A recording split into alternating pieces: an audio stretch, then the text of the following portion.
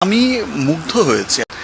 আমি কখনো ভাবিনি যে এত দামি গিফট। বুবলি আমাকে মেয়ে সন্তান উপহার দিয়েছে, আমি অনেক বেশি খুশি হয়েছি। আমি ভাবতেও পারিনি এরকম একটা উপহার আমি পাবো। কিছুক্ষণ আগে চ্যানেল আইয়ের একটি অনুষ্ঠানে উপস্থিত ছিলেন mega star Shakib Khan. Channel আইয়ের কর্ণধার শাকিব খানকে ৭২ লাখ টাকা দামের ঘড়ি উপহার দিয়ে সম্মাননা জানিয়েছেন। তারপরে দিয়েছেন শাকিব খান এক ইন্টারভিউ। সেখানে উপস্থাপক শাকিব খানকে প্রশ্ন করেন, দুটি ছেলে সন্তানের পর এবার আপনি মেয়ে সন্তানের বাবা হয়েছেন, আপনার অনুভূতি কি?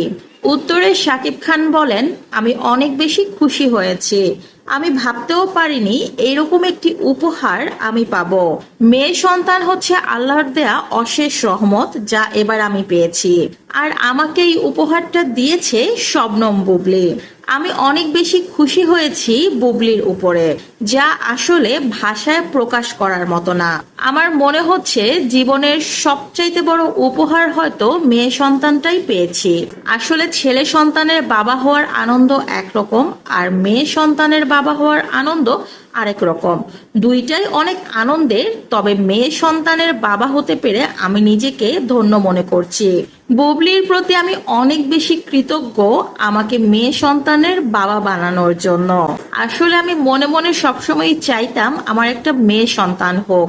এবার আমার সেই মুখে না বলা চাওয়াটা পূর্ণ হয়েছে, আর এই চাওয়াটা পূর্ণ হয়েছে বুবলির মাধ্যমে। তাই আমি বুবলির উপরে অনেক বেশি খুশি আমাকে এরকম একটা উপহার দেওয়ার জন্য।